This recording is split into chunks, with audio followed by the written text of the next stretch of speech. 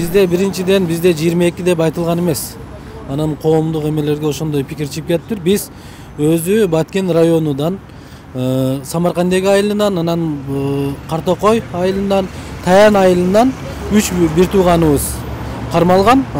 Аркага базарга барып, базардан малдарын алып кайткан убакта кармалган. 16 күнү кармалып, ошол азыр 8 күн болду, 22-сине чейин дайыма ошо жергиликтүү бийликтерге бир туугандарыбыз күнүнө келет, бир жыйынтык жок, же бир чыгарабыз деген эме жок. Ошон үчүн бүгүн бир туугандарыбыз Баткенде да чыккан. Бул жерде бир туугандарыбыз эми Баткен алыс болгондуктан бул иштин чоо жайын биз эч кимге бир милдет кылган жокпуз. Иштин чоо жайын чындыкты жеткизейин дедик. Биздин бир туугандарга, кыргызстандыктарга, кыргыз элибизге түшүнүктүү болуш үчүн айтат элем мен. Мына Токмокко мал базарга барсаң, кайра Бишкекке кайтканыңда кармап алып кирип кеткендей эле Казакстанга болуп атат да бул жерде. Анан тем более ал жерде граница жок, зым менен тосулган эмес. Ошон үчүн ошонун иштин чоо жайын түшүндүрөлү деп келдик. Буга чейин дагы жарандар кармалып жүргөн деп айтылып атпайбы? Азыр эми жаңы бизде губернатор болуп, анан биринчи бул иштин башталганы жаңы губернатор барып тажик жарандарын кармалган. Алар действительно Кыргыздын чегарасына келип, алачыктарын куруп отуруп алгандан аларды кармаган. Анан булар ошого жооп катары кылып, биздин эмелерди бир туугандар кармап кирип кетти.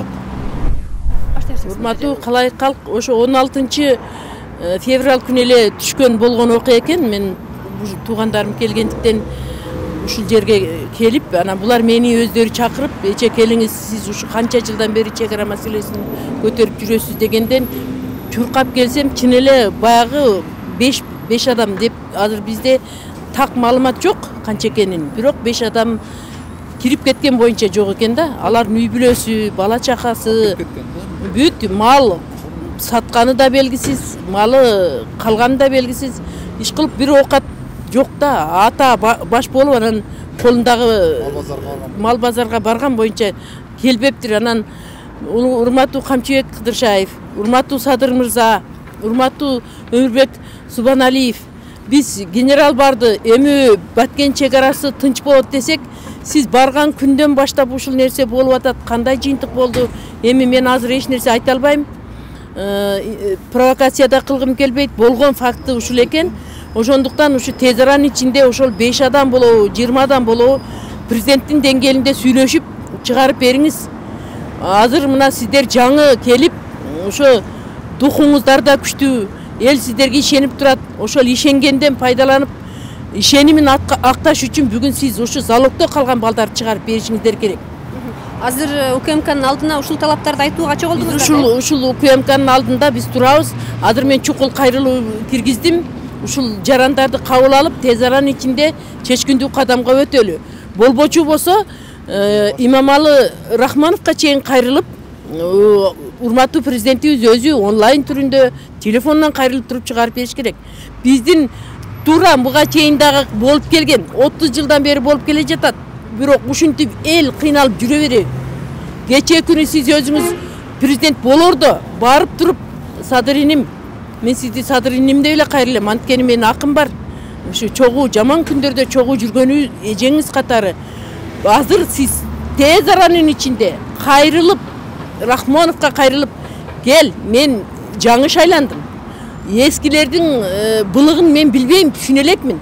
Азыр мен шайлангандан кийинки менин бийлигим тушунда кошуналар менен ынтымактуу болуш үчүн сиз өзүңүздүн чегарачыларыңыз мыйзамды бузса, ошолорду залогко алып алса, биздин мыйзам бузбаган жарандарыбызды кармап кетүү бул өтө одоно катачылык. Анан сиздер кандай бул кадамга сиздер биздин территорияны коргогонубузга ушинтип жооп берчү болсоңуздар, эртең кантип иш алып барабыз деп мен үйрөткөндөй болбойм. Просто сиздер эми ошо өзүңүздөр бардык жокту башкарабыз деп бийликке келдиңиздер, элибизди коргойбуз, өлкөбүздү өнүктүрөбүз деп. Ошол нерсени бүгүн башташыңыздар керек. Алар слетермен түшкөн да, слетер алып барып, анан ошону кармалып калышкан экен. Аны кийин балдар айтты. Ошондой, короче, слетермен түшкөн таждер болот. Но в отместку деди. В отместку алар кыргыздар кылып атат ошончу. То есть кек алуу деген маанайда да. Ошону барабарлаштырып туруп ошентип. Азыр эми биздин балдар контрабанда жөнүндө сөз жок. Жөнөкөй эле өзүнүн акчасы менен өзүнүн базарына барып, ошонун мал кыргыздын жери арка дегенчи. Ошо аркадан малды алып келе жаткан жеринен анан ошентип кармалып калып атат. Сиздер тарапта Демек ал жерде мен сага айтайын.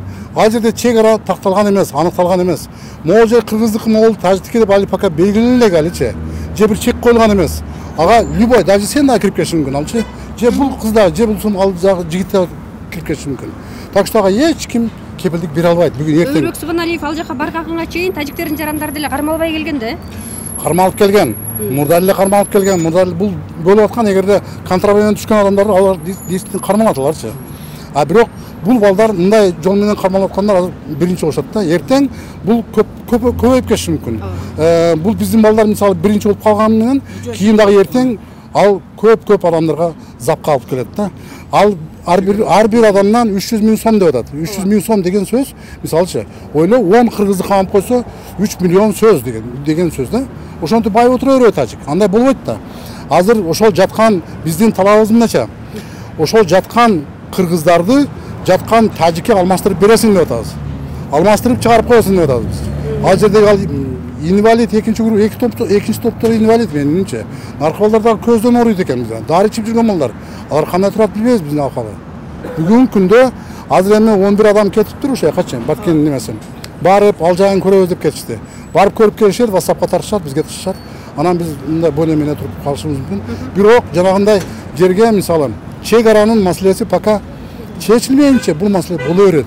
Пока мен даже погранслужбанын чоңго айттым кызматыга. Ай, Уларбек, эмне үчүн ошо жерге Тажикстан, бул Кыргызстан деп койбойсуң десем, кое албайбыз деди. Кое албай, тактал элек. Аны барып коюп койсо, эртең кыргыздын чыккынчысы болот. Ошон үчүн кое албайт. Эгер тактал элек жер болсо, эмне үчүн тажиктер биздин жер деп Кыргызстандын жарандарын кармап кетип атышат? Ошон үчүн тактал элек. Мен сага айтып коеюн, ал жерде. Мына ушул жол турат го, жибек жол турасың. Жибек жолдун берки бети кыргыздыкы, аркы бети тажиктики. Ушундай да. Жол экиге бөлүнгөн. Монда барып туруп, могу кыргыздын жолу менен барып туруп, мындай каттасаң бүт Тажикстанга чыгат. Түшүндүңбү? Обратно кайтканда. Ал уже бирок такталып айтылган эмес. Могу жер кыргыздыкы, могу жер тажиктики деп айткан эмес. Бул мен Токомамытга кирдим. Чек арада ооба дейт, ошондой дейт. Аны местный эл билет экен. Но бул жактан барган мисалы Кадамжайдын, Баткендин балдары билбейт анчы. Любой малдан напросто түшүп калышы мүмкүн. Бул аң жөнүндө даярдалган аң да. Ушул нерсени чечиштин механизми биргелешип отуруп туруп эле чек ара такталмайынча ошол жолду экөө тең эле пайдалансын деген боло албайт. Чек араны бир күндө тактап кое албайт. Конечно. Бул чек араны жылдап тактап келет да. Бирок ошол чечилгенге чейин хотя бы временно болсо дагы ошого бир белги коюш керек да. А то баландар дагы миңдеген адам түшүп кетиши мүмкүн ал жергечи. Дагы 300 миңден төлөп чыгышын. Бирок бүгүн күндө ал балдар 300 миң сомго төлөгөнгө кудурети жетпейт. Жок да, эми бир күнүмдүк оокатын кылайын деп ошол жерге барган күндөр. Маалыматыңыз барбы? Мисалы, малдан сырткары жана 900 килограмм металл дагы бар экен деп атышпайбы? Металл алып өтүп бараткан. Кандай металл? Ал ким металл? Кандай металл? Кыргыз жарандары. Жок. Булар барып мал алышат, мал алып кайтышат. Металл деген жөнүндө маалымат жок. Ал туура эмес, жалган фейк, алчы, жалган калп. Калп деген нерсени чынга айлантпагыла. Ал балдар жөнөкөй эле балдар. Мен тааныштырам, мен ошо Орозов Дөөлөтбек Камаловичтин байкеси болом. Ошол бир камакта отурган баланычы. 8 күндөн бери камакта да идиңиз. 16-тан бери да, 16-тан бери бүгүн 8-күнбү? Ошол күндөн бери камакта, аны менен кабарым жок, эмне байланыштым жок. Анын кандай жатканын мен билбейм. Алардын тоюс. Мен эми кийин билдик, баргандан кийин 3 бала болчу буларчы. Кийин карасак, даже 2 бала дагы бар экен да, Кадамжайлыкчы. Азыр ал жерде 5 балачы да жалпысынан. 5 бала болсо, экөөсү Кадамжайдан, үчөөсү Баткенден. 2 портер менен, бирөөсү ак, бирөө көк портер менен. Алар мүмкүн мал алган болушу мүмкүн, 4-5-6 канча эмес. Жанында акчалары бар 5-6 тиын дегендей. Ошол менен кетишкен, ошол менен эч кандай башка жок. Биздин өзүбүздүн тууган уругубуз 5 киши биздин. Өзүбүздүн инилерибиз түшкөндөр. Ошон үчүн паспорттарына чейин аны бир контрабандасы жок эле түшкөн да. Баткенден дагы бир жаран өзүнүн пикирин айтты эле да, ушул чек арадагы уруш талашка көбүнчө жанагы аткезчиликтин дагы мындай бир чоңдордун иши ал. таасири тийип атат депчи. Сиздин оюңуз? Эми аны билбейбиз, андайды билбеген маалыматты. Карапайым элди кыйнап атат. Сиздер дагы үн кошосуздарбы? Енді бұл бойынша емес, мен сұныш бойынша. Сунушуңузду деле көрсөтсөңүз болот албетте. Вообще приграничная зона, она является всегда конфликтной ситуацией. Да? Вот, если взять современной Екатерины II, вот, когда проблемы точно так же были на южных рубежах России, они этот вопрос решили тем, что они дали свободное ношение оружия тому населению там. И азым маселе менде мандарлы без сунушче был нашему парламенту, нашему правительству, нашему президенту. Ошо 100 километр отрезокты именно жашаган элдергечи налоговый льгота беришкек, социальный налоговый льгота беришкек, жерди бекер беришкек да аларгачы. И экинчи вопрос был свободное ношение оружия беришкек аларгачы. Это уже готовые солдаттар болот да, уже которые могут защищать уже свою приграничную зону, территорию. Почему? Потому что сейчас таджики пользуются слабостью. Именно слабостью тем, что аскердик чок, охранный налог. Одна из функциональных обязанностей государства – это охрана государственных границ. Так как сейчас государство не может это сделать, выполнить, да, тогда давайте это дадим нашему населению. Пусть они сами защищают свою территорию. Ну, допустим, да, скажем, вот кому-то дали 50 гектаров земли аренду, да, он там посадил сад. Пусть у него тоже в доме хранится, там, скажем, оружие. Он сам лучше любого солдата будет защищать свою территорию. И этот вопрос в какой-то части он тоже решит вопрос. Bir portre менен эле түшкөн. Кой алганына барып келат. Эки тоо урушса ортодо чымын өттөн болуп эле бирине бири өчөшүп атат түшүнбөдүм. Кыргыздар деле кармаган экен.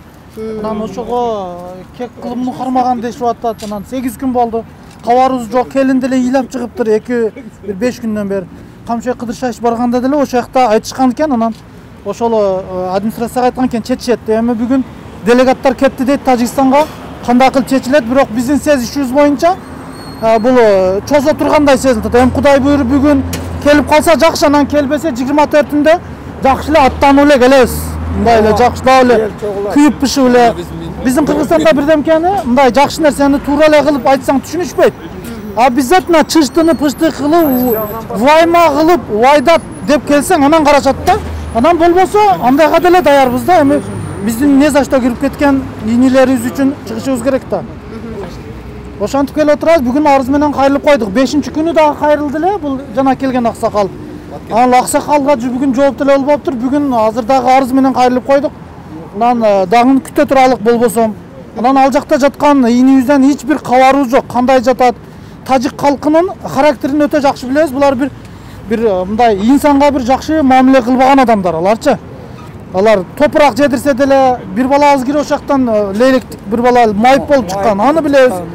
Эми азыр ачка калса деле, суу ичсе деле 6 саны соо чыкса болду деп турабыз. Анан 300 миңден ыштырап берет экен деп атышат эми.